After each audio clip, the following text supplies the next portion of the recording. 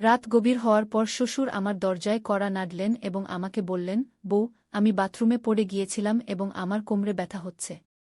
যদি তুমি একটু মালিশ করে দাও তাহলে আমার একটু আরাম হতে পারে কি। তারপর আমি আমার শ্বশুরকে আমার বিছানায় শুইয়ে দিলাম। এরপর যা ঘটেছে তা আপনি কল্পনাও করতে পারবেন না, কারণ এরপর আমার জীবন সম্পূর্ণভাবে ভেঙে পড়েছিল। হ্যালো বন্ধুরা, আজকের এই অদ্ভুত গল্পে আপনাদের সবাইকে স্বাগতম। বিয়ের ৫ মাস পরেই আমার স্বামী হঠাৎ একটি দুর্ঘটনায় মারা যান। আমার বাবা অনেক কষ্টে আমার বিয়ে দিয়েছিলেন, কিন্তু ৫ মাসের মধ্যেই আমি আবার আমার মায়ের বাড়ির দরজায় ফিরে এলাম। আমার মায়ের বাড়িতে আমার মা ছিলেন না, তাই আমি খুব ভয় পেতাম যে যদি বাবা কিছু বলেন তাহলে আমি কার কোলে মুখ লুকাব। সেখানে আমার সৎমা ছিলেন, তাই ভয় আরও বেশি ছিল। তারপর হঠাৎ একদিন আমার শ্বশুর আমাদের বাড়িতে এলেন এবং আমার বাবাকে বললেন যে তিনি আমাকে আবার তার বাড়িতে নিয়ে যেতে চান। আমার সৎমা সঙ্গে সঙ্গে হ্যাঁ বলে দিলেন, কিন্তু আমার বাবা বললেন, এখন আপনার ছেলে নেই, তাহলে আপনি আমার মেয়েকে কেন নিয়ে যেতে চান? এতে আমার সৎমা বাবার সঙ্গে তর্ক শুরু করে বললেন, এতে এত ভাবার কি আছে? তিনি বলছেন তাকে নিয়ে যেতে চান, তাহলে নিয়ে যেতে দিন। সে তাদের বাড়ির বউ। ছেলে মারা গেছে তো কি হয়েছে? সে তার শ্বশুর বাড়ি যেতে পারে গু। মায়ের এই ঝগড়ার পর বাবা কিছু না জিজ্ঞাসা করে বললেন, যদি আমার মেয়ে সেখানে সুখে থাকে তাহলে একজন বাবা হিসেবে আমি খুশি হব। আপনি তাকে নিয়ে যান। তারপর আমার শ্বশুর আমাকে বললেন, চলো, কাপড় চোপড় নিয়ে আসো। আমি আমার সৎমার সব অত্যাচার সহ্য করে আমার শ্বশুরের বাড়ি যাওয়ার সিদ্ধান্ত নিলাম। সেখানে পৌঁছে আমি আমার রুমে কাপড় বদলাচ্ছিলাম, তখনই আমার শ্বশুর এলেন এবং বললেন, বউ, ১ কাপ চা বানিয়ে দাও। আমি দ্রুত রান্নাঘরে গিয়ে চা বানালাম। চা পান করতে করতে তিনি বললেন, তুমি কি জানো এই বাড়িতে আমি একেবারে একা? আমার ছেলে ছিল একমাত্র সন্তান, আর তোমার শাশুড়িও মারা গেছেন। তাই আমি তোমাকে এখানে নিয়ে এসেছি, যাতে আমার মনে হয় আমি এখানে একা নই। গিয়ে আমি বললাম, বাবা, আপনি একেবারে চিন্তা করবেন না। আমি তো আপনার মেয়ের মতো। সবসময় আপনার সঙ্গে থাকব। তারপর আমার শ্বশুর বললেন, আমি জানি তুমি আমার সঙ্গে থাকবে, কারণ তোমার সৎমা তোমাকে মায়ের বাড়িতে কখনো শান্তিতে থাকতে দেবে না। এইভাবে কিছু দিন কেটে গেল। ৬ মাস পর এক রাতে আমি আমার রুমে ঘুমাচ্ছিলাম, তখন দরজায় কড়া নাড়া শুনলাম। আমি বুঝে গেলাম যে এটা আমার শ্বশুরই হবেন, কারণ এই বাড়িতে আমার এবং বাবা ছাড়া আর কেউ নেই। আর রাতের অর্ধেক সময় কে দরজায় কড়া নাড়বে? আমি ভাবলাম হয়তো বাবার কিছু দরকার আছে, তাই দরজা খুলে দিলাম। দরজা খুলতেই আমার শ্বশুর আমাকে ধরে ফেললেন এবং বললেন, বউ, আমি বাথরুমে পড়ে গিয়েছিলাম। আমার খুব ব্যথা হচ্ছে। যদি তুমি একটু মালিশ করে দাও তাহলে আমার একটু আরাম হতে পারে কি। তারপর আমি আমার বাবাকে আমার বিছানায় শুইয়ে দিলাম। কিন্তু আমি তার রুম থেকে তেল আনতে ভুলে গেলাম। এখন আমার মনে হচ্ছে আমার স্বামী কম বয়সেই আমার সঙ্গে বিয়ে করেছিল এবং আবার এই কম বয়সেই এই দুনিয়া থেকে চলে গেছে। এইসব ভাবতে ভাবতে আমি আমার শ্বশুরের মালিশ করছিলাম এবং দেখছিলাম যে তিনি আমাকে অদ্ভুতভাবে তাকিয়ে আছেন, যা আমাকে আরও ভয় পাইয়ে দিচ্ছিল। তখন আমি বললাম, শ্বশুরজি, কি হয়েছে? আপনার কোনো জায়গায় বেশি আঘাত লেগেছে?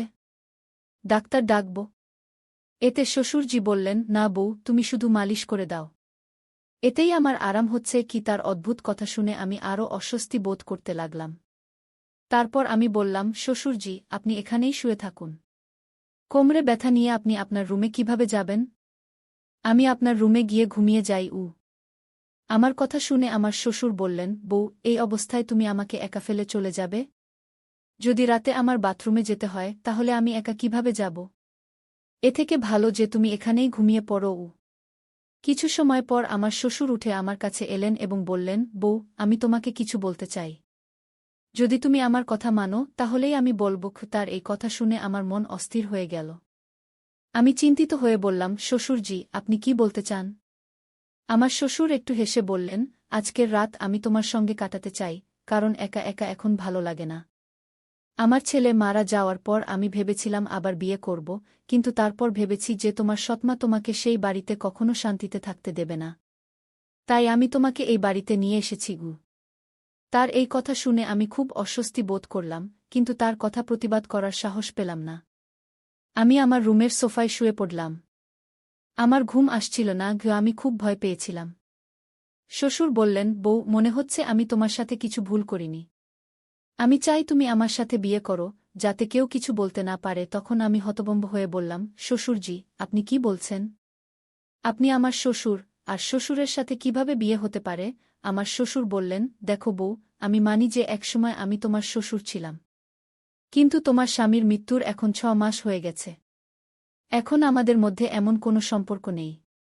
আমি একা, তুমিও একা। আমরা একে অপরের সঙ্গ দিতে পারি। তার এই কথা শুনে আমার মন বিচলিত হয়ে গেল। আমি কিছু বলতে পারলাম না। একদিকে ছিল সৎমায়ের অত্যাচার, অন্যদিকে শ্বশুরের অদ্ভুত আচরণ। রাত কেটে গেল এবং পরের দিন সকালে আমি শ্বশুরের কথাগুলো নিয়ে অনেক ভাবলাম। আমার অবস্থা বিশ্লেষণ করলাম। শ্বশুরের প্রস্তাব আমার কাছে অসম্ভব মনে হচ্ছিল, কিন্তু বাস্তবতা আমাকে কিছু সিদ্ধান্ত নিতে বাধ্য করছিল।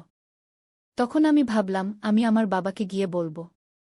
কিন্তু এই সব কথা নিজের বাবার সাথে বলার সাহস আমার হলো না, কারণ আমি জানতাম বাবার সাথে কথা বলার পর আমার জীবনে নতুন সমস্যা আসতে পারে। তাই আমি তার কাছে যাইনি। এমনই একদিন সন্ধ্যায় আমার শ্বশুর আবার কথা বলার সুযোগ পেলেন। তিনি বললেন, বউ, আমি তোমার সাথে কিছু ভুল চাইনি। শুধু চাই তুমি আমার জীবনে সুখ আনো। আমি একা থাকতে পারি না।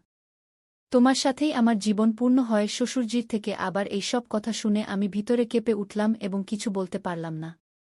কিছুক্ষণ পর শ্বশুরজি নিজেই বাইরে চলে গেলেন। এমনই করে শ্বশুরবাড়িতে আরও কয়েক মাস কাটানোর পর আমার শ্বশুর এবং আমার মধ্যে একটি অদ্ভুত সম্পর্ক তৈরি হতে লাগল। স্বামীর মৃত্যুর পর আমি ভেবেছিলাম এখন আমি এই দুনিয়ায় একেবারে একা।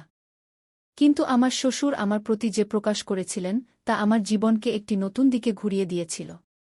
তার কথাগুলো আমাকে গভীরভাবে নাড়া দিয়েছিল। যখনই আমি ঘুমাতে যেতাম তার কথাগুলো আমাকে অস্থির করত।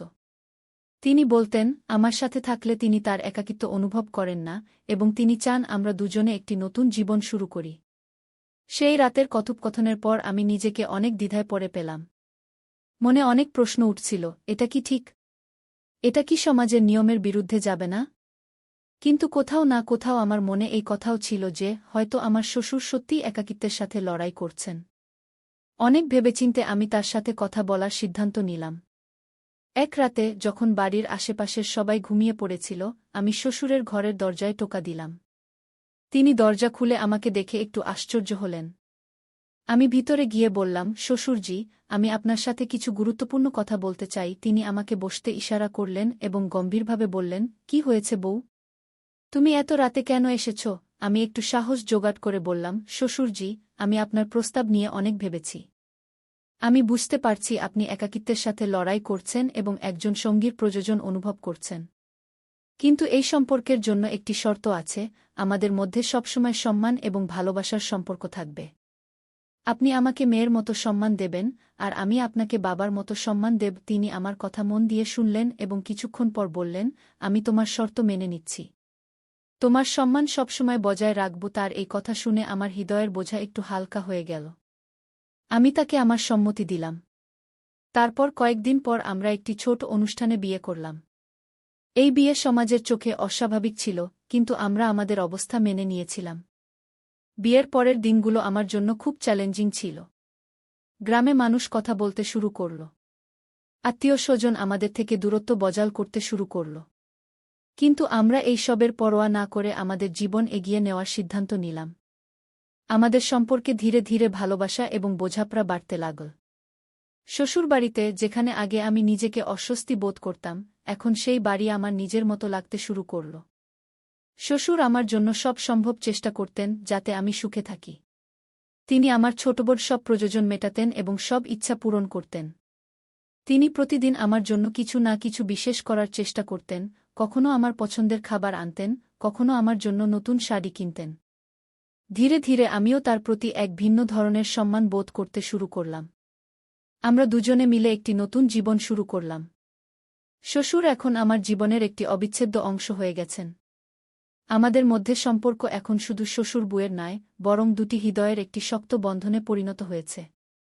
তিনি আমাকে সবসময় সাহায্য করতেন, যখনই আমার তার প্রয়োজন হতো। তারা আমাকে আবার হাসতে শিখিয়েছিল, জীবনকে নতুন দৃষ্টিকোণ থেকে দেখতে শিখিয়েছিল। বিয়ের কয়েক মাস পর আমি অনুভব করলাম যে আমাদের মধ্যে এই নতুন সম্পর্ক আমাকে একটি নতুন দিক দিচ্ছে। আমরা একসাথে অনেক কঠিন পরিস্থিতির মুখোমুখি হয়েছি এবং প্রতিবার একে অপরের পাশে দাঁড়িয়েছি। শ্বশুরের সাথে আমার এই নতুন সম্পর্ক আমাকে জীবনের অনেক নতুন দিক দেখিয়েছে। তারা আমাকে এই অনুভূতি দিয়েছে যে জীবনে যদি সঙ্গী সঠিক হয়, তবে কোনো সমস্যাই এত বড় নয় যে তা অতিক্রম করা যায় না। সমাজের দৃষ্টিতে আমরা অনেক কিছু সহ্য করেছি, কিন্তু আমরা কখনো আমাদের সিদ্ধান্তে আফসোস করিনি। আমাদের সম্পর্কে ধীরে ধীরে এক নতুন ধরনের ভালোবাসা ও সম্মান জন্ম নিতে শুরু করেছিল। তাদের সাথে কাটানো প্রতিটি মুহূর্ত আমাকে কিছু নতুন শিখিয়েছে এবং আমি উপলব্ধি করেছি যে কখনো কখনো জীবন আমাদের এমন মুহূর্তে নিয়ে আসে যেখানে আমাদের সিদ্ধান্তগুলি পুনর্বিবেচনা করতে হয়। আজ আমি আমার শ্বশুরের সাথে একটি নতুন জীবন যাপন করছি। আমাদের মধ্যে ভালোবাসা ও সম্মান আগের চেয়েও আরও শক্তিশালী হয়ে উঠেছে। তিনি আমার জীবনের সবচেয়ে গুরুত্বপূর্ণ ব্যক্তিতে পরিণত হয়েছেন। তাদের সাথে কাটানো প্রতিটি মুহূর্ত আমাকে শিখিয়েছে যে জীবনে যতই সমস্যা আসুক না কেন, যদি আমাদের সঠিক সঙ্গী থাকে তবে আমরা প্রতিটি সমস্যার মুখোমুখি হতে পারি। এইভাবে আমাদের মধ্যে সম্পর্ক ধীরে ধীরে আরও গভীর হতে থাকে। তাদের সাথে কাটানো প্রতিটি মুহূর্ত আমাকে শিখিয়েছে কিভাবে জীবনকে নতুন করে বাঁচতে হয়। আমরা একসাথে আমাদের জীবনের প্রতিটি চ্যালেঞ্জের মুখোমুখি হয়েছি এবং প্রতিবার জয়লাভ করেছি। এখন আমাদের মধ্যে এই নতুন সম্পর্ক আমাকে একটি নতুন জীবনের স্বপ্ন দেখাতে শুরু করেছে। তাই বন্ধুরা, এটা ছিল আমাদের আজকের ছোট্ট গল্প। আপনি এই গল্পটি কেমন লাগলো তা কমেন্ট করে অবশ্যই জানাবেন। যদি গল্পটি আপনার ভালো লেগে থাকে তবে এটি লাইক করুন এবং আপনার বন্ধুদের সাথে শেয়ার করুন। ভবিষ্যতে এমনই রোমাঞ্চকর গল্পের জন্য আমাদের চ্যানেল সাবস্ক্রাইব করুন এবং বেল আইকন টিপতে ভুলবেন না, যাতে আপনি আমাদের কোনো গল্প মিস না করেন। ধন্যবাদ।